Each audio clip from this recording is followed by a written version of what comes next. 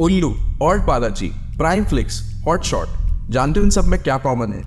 ये कंटेंट और मसाला के नाम पर दे रही है वो आदत जिससे ना तो सिर्फ बच्चे जवान होते हैं बल्कि बड़े भी नादान होते हैं।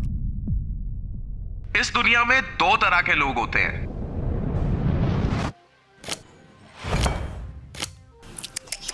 कट कट कट, मजा नहीं आ रहा यार।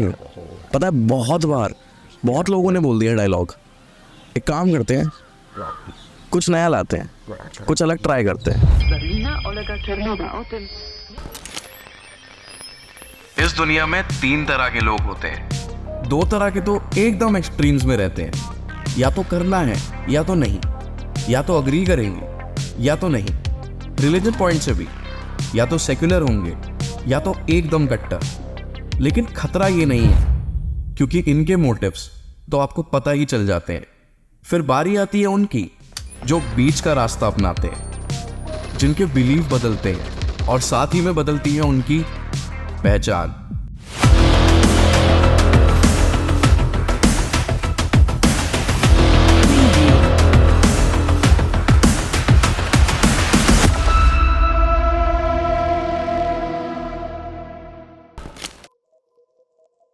लेकिन इन सब बातों का क्या मतलब है? क्योंकि बिलीव्स और मोटिव्स तो बदलते रहते हैं। बेशक बदलते हैं, लेकिन ये सिर्फ एग्जांपल है कि अगर ये ग्रे एरिया थ्योरी हम रियल लाइफ में या रियल वर्ल्ड में देखते हैं तो इससे मिलता जुलता एग्जांपल हमें वर्चुअल वर्ल्ड या इंटरनेट में भी देखने को मिलता है। और ये बहुत ही बारीकी से हर इंसान के एक्शंस के अंदर दिखता है अगर उसे ठीक से ऑब्जर्व करा जाए तो। सिर्फ एक सेंटेंस में बताया जाए तो वो मूवीज जो सेक्सुअली वल्गर होती है लेकिन पॉर्न जितनी एक्सपोज नहीं होती, काइंड ऑफ बीच का रास्ता।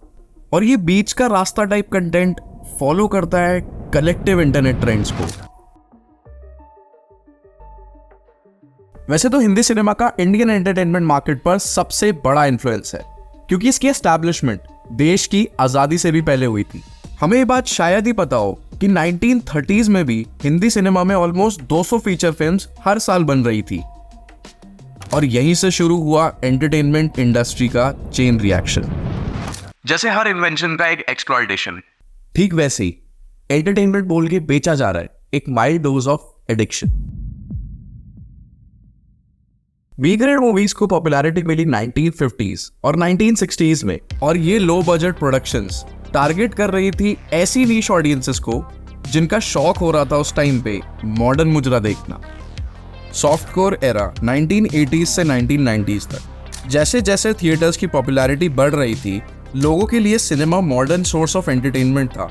वहीं कांति शाह जैसे फिल्म मेकर्स और सिल्क स्मिता जैसी एक्ट्रेसेस इस जॉनर के फेस बनने लगे और लोग बी ग्रेड मूवीज को भी मेन स्ट्रीम एंटरटेनमेंट सोर्स की तरह कंज्यूम करने लगे थे। सेंसरशिप एंड रेगुलेशन, लेकिन इंडस्ट्री में मोनोपोली ना हो, क्या ऐसा हो सकता है? मेन स्ट्रीम मीडिया हाउसेस को कांति शाह जैसे फिल्म मेकर्स ने एक ऐसा लूपहोल प्रेजेंट करके दिया जो उस टाइम पर मनोरंजन का ग्रे एरिया था। आसान शब्दों में, एक मूवी जिसे बनाने में ज्यादा वक्त और लागत लग रही है, वही सिर्फ इरोटिसिज्म के बेसिस पर वो मूवीज जिसमें कम वक्त और लागत लग रही है वो भी पैसा कमा के दे रही है। डिजिटल एरा 2000 एंड प्रेजेंट, जैसे टेक्नोलॉजी हमारे लिविंग स्टैंडर्ड्स को आसान करती रही है, वही मूवीज ने अब नया रास्ता ढूंढ लिया था अपनी ऑडियंसेस तक पहुंचने का। फिर चाहे वो VCDs, DVDs हो या आज के जमाने में OTTs। टेक्नोलॉजी की तरक्की ने लोगों की आदतों पर अपना बिजनेस किया है।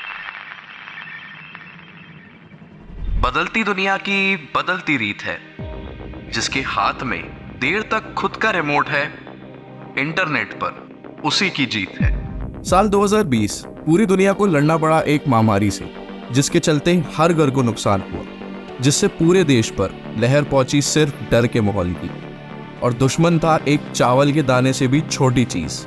कितनी बड़ी आयरनी है, हमें इफेक्ट करने वाली 90% चीजों की कोई फिजिकल फॉर्म नहीं है। जहां हर व्यापार को भारी मात्रा में हानि पहुंच रही थी, वहीं लोगों का अस्तित्व और लाइफस्टाइल का अहम हिस्सा हो गया था ये डिवाइस।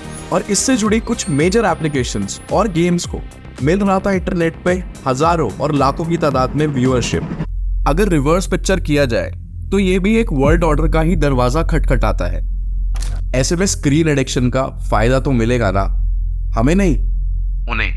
अब कुछ पॉपुलर एप्लीकेशंस जिनको ग्रे एरिया थ्योरी अप्लाई करनी पड़ती है अपने सब्सक्रिप्शन मॉडल को सपोर्ट करने के लिए, और ये वही एप्लीकेशंस है जिनकी बात हमने शुरू में करी थी। सप्लाई ऐसी चीज की क्रिएट करो जिसकी डिमांड कभी खत्म ना हो। Lust is the oldest form of business. Race to steal your dopamine, मैंने ये टर्म काफी वीडियोस में यूज किया है। जहां भी बात फोकस सेंटर्ड की आएगी, आप ब्रेन के इस केमिकल के एक्सप्लॉयटेशन को वहां जरूर पाओगे। अगर बात एक्सप्लॉयटेशन की हो रही है तो आई बटन पे एक लिंक है, मैंने इसके बारे में इन डेप्थ वीडियो बना चुकी है, आप चाहे तो उसे जाके देख सकते हैं। वेलकमिंग बैक टू रियलिटी, हमें नहीं पता कि कॉर्पोरेशंस ने हमें किस लेवल तक वायर किया हुआ है। इंटरनेट भी तो कंट्रोल्ड ही होता है एक तरह से। Internet feeds of from your attention. अब सोशल मीडिया कंपनी चाहते हैं कि हम उनके एप्लीकेशन को यूज़ कर सकें ज़्यादा से ज़्यादा। अब फ़ोन सिर्फ कॉल करने के लिए यूज़ नहीं होता है। फर्स्ट थिंग, ये ना सिर्फ आंखों का धोखा नहीं है या फिर हाथ की सफाई नहीं है, ये ना माइंड का धोखा है। क्योंकि ना ये पूरा पॉडकास्ट आप जरूर देखिए, मैं इसका लिंक डिस्क्रिप्शन में डाल रहा हूँ। इसमें आपको काफ़ी सवालों के जवाब मिलेंगे। मेरे को भी काफ़ी नए नज़रिए और आइडियाज़ मिले जिनको लेके मैंने ये वीडियो बनाई। एक टाइम पे दोनों हाथ तो नहीं देख सकते ना, पास खड़े हो गए। तो जितना आपको इन्फॉर्मेशन सामने है वो बहुत सारी है, लेकिन हम उसमें से ना बहुत छोटे छोटे पार्ट से ही ध्यान रख पाते हैं। अगर आसान शब्दों में बताया जाए, इसके कुछ स्टेप्स हैं। ग्रे एरिया ढूंढो।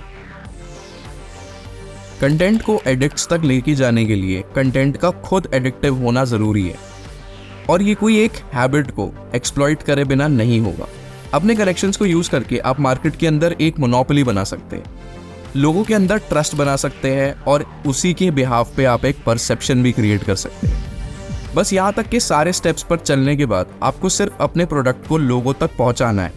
इन शॉर्ट, मार्केट करना है। व्हाट इफ मैं बताऊं कि हर कंडीशन में, चाहे वो प्रॉफिट और लॉस दोनों ही वैलिड नहीं होते। जैसे किसी अच्छे स्पोर्ट्स पर्सन को कभी कभी हारने के भी पैसे मिलते हैं फिक्सिंग के टाइम पर। अब यहाँ मैच फिक्सिंग कम से कम एक कॉन्स्पिरेसी तो नहीं है। आप लोग यही सोच रहे हो ना कि बिना प्रॉफिट के कोई इतना कंटेंट मॉडरेशन का रिस्क क्यों लेगा। रिस्क और मॉडरेशन पहले हुआ करते थे, अब तो ये वीडियो सीधा लोगों की स्क्रीन पे आ रही।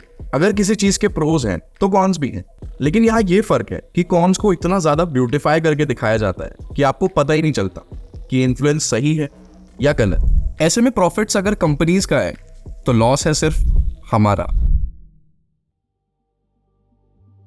कंटेंट क्रिएशन के नाम पे फालतू के ट्रेंड सेट किए जाते हैं जिसे काफी स्तर पर बच्चे कंज्यूम करते हैं। ऐसे में ऑनलाइन न्यूज या फिर प्राइवेट कैंप्स का सब्सक्रिप्शन, जिसकी कई सोशल मीडिया प्लेटफॉर्म्स पर मार्केटिंग कराई जा रही है, वो सोर्स ऑफ एंटरटेनमेंट कई हद तक बढ़ने लगा है।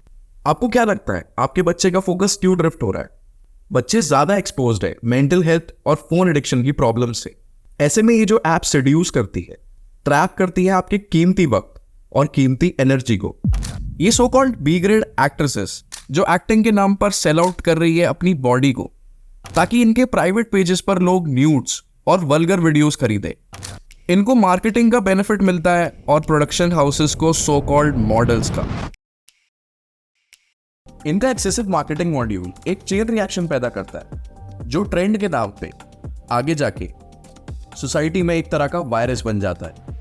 वो ट्रेंड जहां वल्गैरिटी और सेडक्शन महज एक कंटेंट है और ओनली फैट्स पर होना मॉडर्न सोसाइटी की अप्रोच कहलाता है।